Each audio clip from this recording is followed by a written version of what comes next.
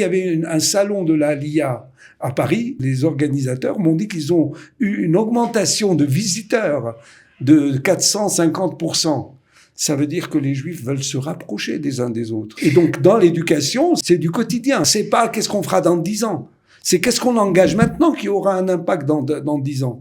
Et c'est très difficile de répondre à cette question. Mais à plusieurs, on a quelques pistes.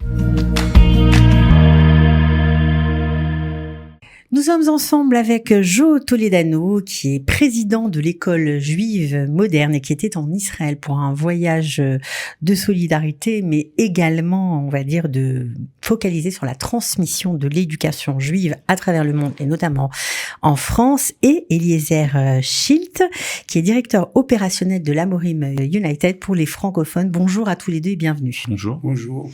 Alors, Joe Toledano, on va commencer par vous. Vous êtes, on va dire, un briscard de l'éducation informelle et formelle en France.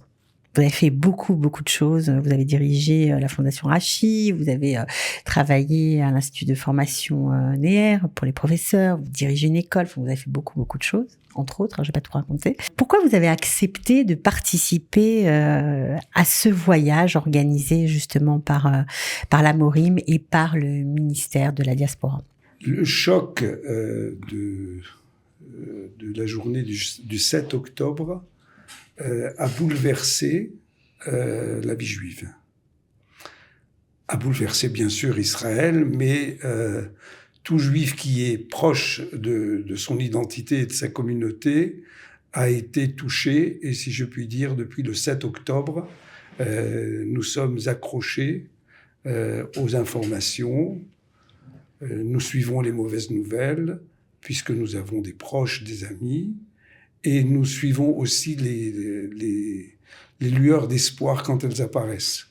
Je suis venu, à titre personnel d'ailleurs, accompagné de mes 2 filles, pour faire du volontariat en décembre, et j'étais très heureux de partager avec des Israéliens des activités simples, de cueillir des pamplemousses ou de fabriquer des repas pour des soldats et pour des personnes déplacées. Et j'ai été marqué par une compagne de cueillette, une dame qui a la quarantaine. Et comme je ne voulais pas trop me baisser en raison de mon âge et qu'elle était plus jeune, elle avait la quarantaine, on s'est répartis, moi le haut, elle le bas des arbres, et on travaillait très bien tous les deux et on remplissait des bacs. Et à 1h, alors qu'elle a travaillé vraiment sans arrêt depuis 7h du matin, à 1h, elle me dit « je m'en vais ». Je lui dis « quoi, t'es fatigué ?» Elle me dit « ah non, pas du tout, je vais aller ouvrir mon cabinet ». De médecin que je ferme le matin, je dis à tous mes patients de venir l'après-midi. Alors je lui dis, mais pourquoi vous avez passé la matinée à me remercier? Qu'est-ce que je fais? Elle me dit, votre présence ici, c'est pour moi un espoir. Parce que si je faisais ça toute seule, je me dis, oui, il faut sauver le pays. Mais je vois que nous sommes au moins 2 partenaires. Alors, quand j'ai été invité à cette réunion de consultation des dirigeants de l'éducation juive en diaspora, je l'ai pris un peu sur le même ton, c'est-à-dire je me suis dit, peut-être que les Israéliens et les Juifs de diaspora, c'est le moment où ils ont quelque chose à partager. Bien sûr, il faut partager le temps du deuil, de l'inquiétude, et on est en pleine guerre, mais en même temps le temps des questions, parce que les questions, elles sont devant nous. Quand on fait de l'éducation, il y a là actuellement, il y a des élèves, des étudiants qui sont dans les classes, dans les universités, etc. Eux, ils ont besoin qu'on avance, ils ont besoin que leur avenir se dessine. Bien sûr, puis ils sont confrontés à l'antisémitisme, ils n'ont pas toujours les réponses. En Europe, aux États-Unis, etc., c'est ce qu'on s'est dit à tous les collègues qui nous sommes retrouvés ici. Effectivement, l'identité juive et sa transmission ne peuvent plus l'être sur le même mode après le 7 octobre. Alors, ce voyage, il y avait 20 personnes, 10 responsables israéliens. Eliezer, le but, c'était quoi exactement? C'était réfléchir à l'avenir, comme dit Jo, trouver des réponses concrètes? Alors, il y avait plusieurs objectifs. Le premier, c'était avant tout une mission de solidarité C'est-à-dire qu'on avait du côté de l'Amorim United, donc c'est-à-dire l'Amorim c'est pour les écoles juives en France et United c'est pour l'ensemble des écoles juives dans la diaspora, donc une initiative du ministère israélien de la diaspora, en matching avec des fondations, comme c'est le cas à l'Amorim avec les principales fondations françaises dans l'éducation juive.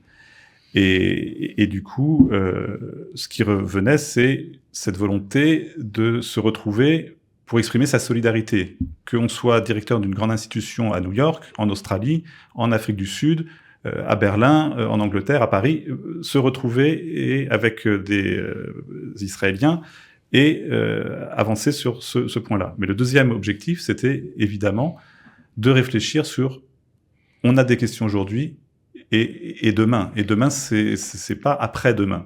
C'est-à-dire que dans l'éducation, on peut pas attendre le dernier moment pour anticiper comment on va répondre à tous ces défis et tous ces bouleversements occasionnés par ce qui s'est passé, produit le 7 octobre. On doit redéfinir ce qu'est l'identité juive aujourd'hui, Jo. Elle se redéfinit par elle-même. C'est-à-dire, on doit la définir peut-être, mais c'est pas une théorie. C'est la manière dont les Juifs vivent les événements actuels et se projettent dans l'avenir.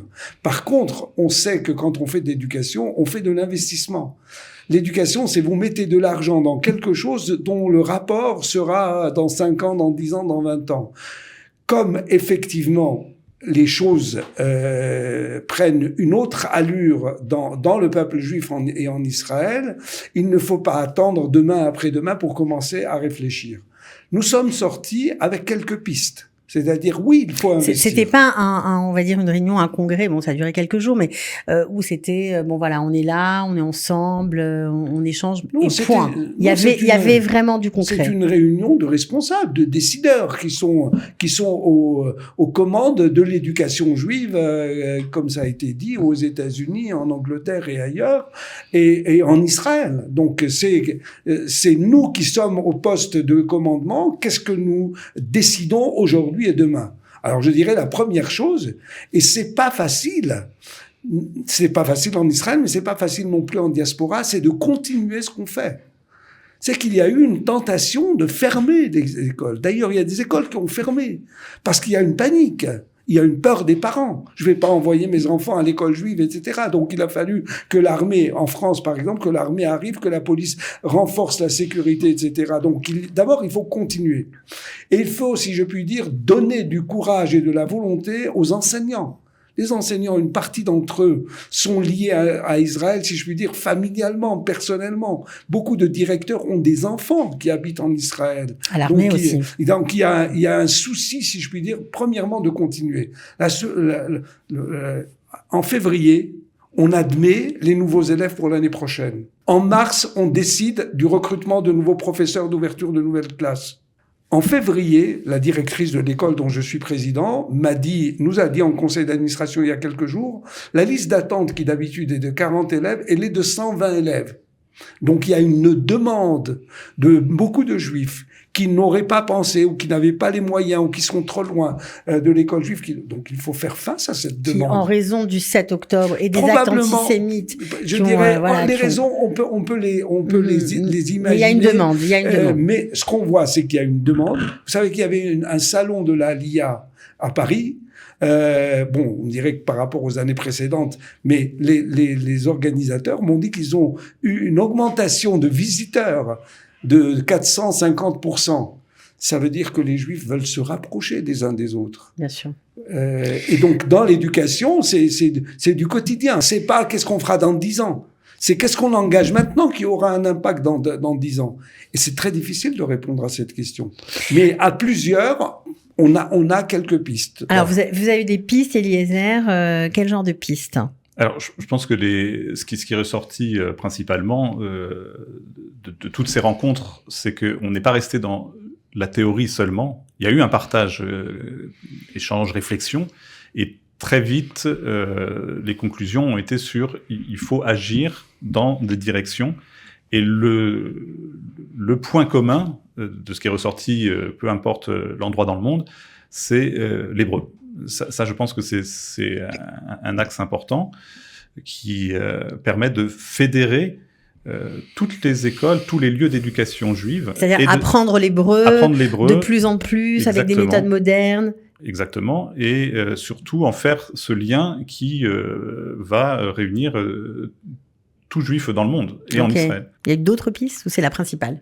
Il y a une deuxième piste qui est revenue à plusieurs reprises, c'est la présence d'Israéliens dans le système éducatif juif en diaspora. Actuellement, si je puis dire, Israël est devenu quelque chose que nous avons l'air de connaître, mais en même temps quelque chose qui devient étranger. Parce qu'il s'est passé un événement totalement inadéquat avec l'idée qu'on se faisait d'Israël. L'effondrement de l'idée de sécurité en Israël est une responsabilité pour chacun d'entre nous qui interpelle une proximité nouvelle.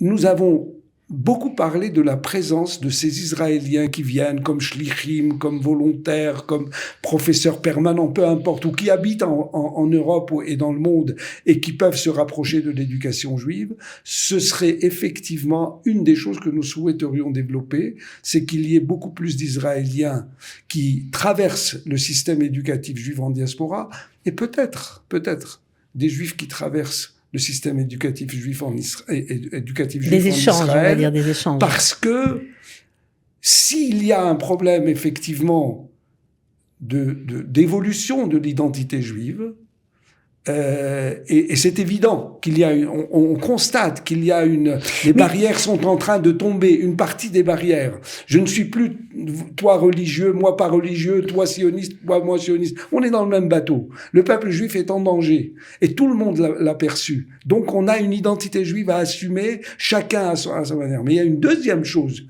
qui vient plus de diaspora que d'ici, mais même d'ici on l'aperçoit, c'est de se faire de nouveau comprendre par le monde non juif. C'est de redevenir un citoyen intelligent et fort partout où on Alors, justement, ça nécessite évidemment des outils, ça nécessite aussi beaucoup de compréhension de ce qui s'est passé, des cartes, savoir expliquer, connaître son histoire. Il y a beaucoup de jeunes, et je pense, alors vous, évidemment, vous êtes directeur d'une école juive, mais beaucoup de jeunes de la communauté ne sont pas forcément dans des écoles juives. Il y a aussi toute la partie de l'éducation informelle, où les gens ont besoin d'outils, de mieux connaître leur histoire, de se l'approprier. Est-ce que vous avez parlé de ce genre de problématiques? Il y a des jeunes qui demandent des punchlines quand ils sont attaqués dans des cours d'école, dans des lycées, dans des universités, pour pouvoir répondre, parce qu'ils ne savent pas. Si vous permettez, c'est quelque chose qu'on avait déjà anticipé avant même d'avoir fait cette délégation dès le 8 octobre. C'est-à-dire que l'Amorim United et d'autres mouvements comme la Noire, etc., on s'est immédiatement mobilisés pour répondre à cette attente qui est sortie immédiatement. Donc sont mis en place ces outils pour permettre à des jeunes aujourd'hui d'avoir des réponses à des questions, on va dire, aussi bien de base sur l'histoire d'Israël, etc., que comment je réagis face à tous ces arguments que je peux entendre ici ou là, qui m'interpellent, qui m'agressent dans mon identité, et je n'ai pas forcément les outils pour savoir quoi dire, ou au-delà de... non. Donc ça, c'est une question qui a été prise en compte et qui est traitée. Quelles ont été, on va dire, les problématiques qui sont vraiment ressorties entre tous ces dirigeants à travers le monde, quoi? Est-ce que vous avez eu des terrains communs au niveau des problématiques éducationnelles ou pas? Les problématiques psychologiques sont essentielles. Les modalités de transmission, et je dirais, vous avez eu la bonne idée de m'inviter avec Eliezer Schlitt de l'Amorim, en réalité sont déjà un petit peu en route. Parce que la création de United et de cet esprit-là, d'une espèce de partenariat, et pas la vérité venait d'Israël. Pour beaucoup d'Israéliens, on va aller dire aux Juifs de diaspora comment ils doivent être. Après le 7 octobre, ce discours-là ne marche plus du tout. Déjà, il ne marchait plus depuis un certain temps, et particulièrement dans l'éducation. Parce que vous ne pouvez pas dire à un professeur en France que quelqu'un peut être meilleur que lui pour sa classe. Il est persuadé qu'il est le meilleur. Donc l'Amorim est venu lui dire « Tu es le meilleur, mais nous allons t'aider à être encore meilleur pour toi-même. Nous n'allons pas t'apporter une vérité. » Donc le fait qu'il y ait des plateformes, des espaces de partenariat entre le monde de l'éducation en Israël, qui est un monde qui se confronte à beaucoup de problèmes, plus les problèmes nés depuis le 7 octobre, et le monde de l'éducation juive, dans lequel il y a quelques perles incroyables. Il y a des réussites incroyables, en France, aux États-Unis, etc., qui sont exemplaires. Je dirais, ce travail-là a déjà commencé avec United. Je pense que la meilleure idée, ce serait vraiment de renforcer ces organismes-là, United, la Morim, la Noar, et de les renforcer par des moyens stratégiques forts. Par exemple, j'ai parlé de la présence israélienne. Je veux dire, Israël a envoyé 300 000 soldats pour combattre les assassins. Il faut qu'elle envoie 3 000 personnes en diaspora pendant 2-3 ans. Que les Juifs retrouvent des Israéliens qui s'intéressent à eux. Parce que les Juifs s'intéressent à Israël, mais aujourd'hui, ils sont un petit peu refroidis. Ils disent, mais est-ce que vraiment les Israéliens pensent que nous pouvons les comprendre. Moi, j'ai été étonné quand j'ai parlé du volontariat. J'étais étonné que les Israéliens n'arrêtent pas de me remercier. Me remercier. J'ai la chance de pouvoir faire quelque chose au lieu de passer bêtement. Donc, on va dire qu'on se connaissait plus très bien. En gros, il faut qu'on refasse connaissance. On était en train de devenir un peu étrangers les uns aux autres.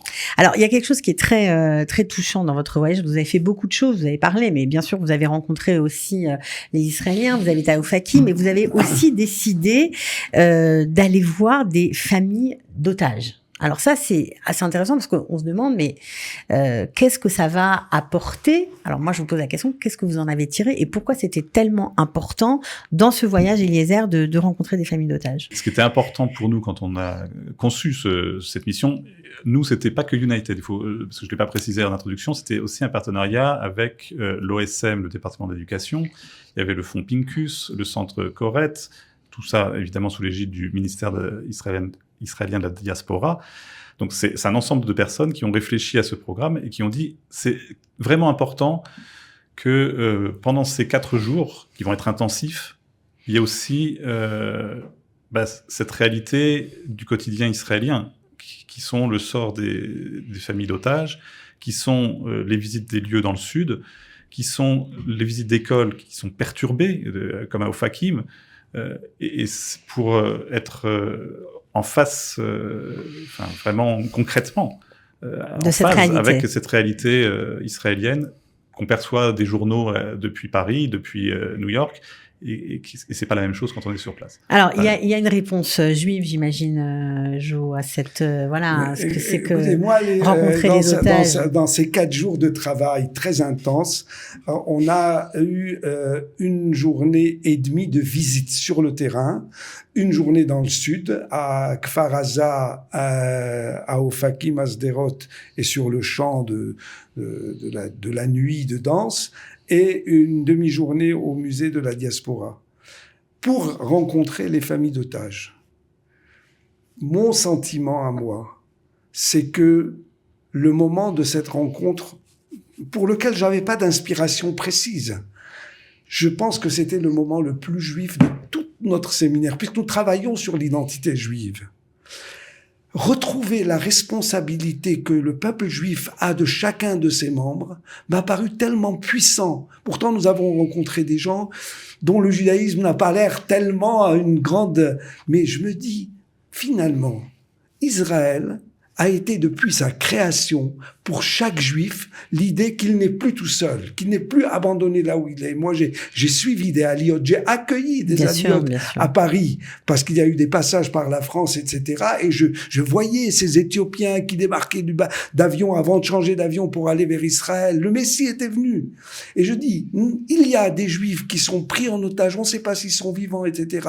Et nous sommes allés écouter leurs familles, leurs parents, leurs témoins, etc., je dirais ça c'est vraiment quelque chose de profondément juif. Le reste, apprendre le chumash et parler l'hébreu, etc., vient après. Mais d'abord la responsabilité. Et si nous arrivons dans le système éducatif juif à enseigner la responsabilité pour les responsables étudiants, pour les jeunes, pour les élèves des écoles, etc., nous avons gagné la majorité du pari. Parce que le reste viendra, ou vient. Même si c'est une question extrêmement épineuse, dont débat jour après jour la société israélienne, comme un déchirement auquel on ne trouve pas encore vraiment de solution. On espère vraiment qu'ils reviendront tous très vite. En tout cas, voilà, on voulait juste vous faire part de ce qui se passe en Israël, entre toutes les communautés juives du monde, et notamment la communauté juive de France. Merci d'avoir été avec nous, vraiment. Merci. On espère qu'il y aura des résultats. Vous revenez quand vous voulez pour nous raconter tous les projets que vous avez mis en place. À bientôt. Merci, puisque j'ai l'occasion de vous remercier, parce que effectivement, le travail de votre studio Qualita a aussi impacté positivement ce dialogue possible. On essaie d'être une vitrine puisque sur la communauté juive a accès à une information, si je puis dire, directement de Jérusalem, et que vous avez probablement eu des retours depuis le 7 octobre. Je pense qu'on dit, c'est bien que ça existe là, vraiment, j'en ai besoin. Oui, bien sûr. Bien sûr. En tout cas, merci. Merci et bonne continuation. On va essayer. À très bientôt. À très bientôt. À tous les deux.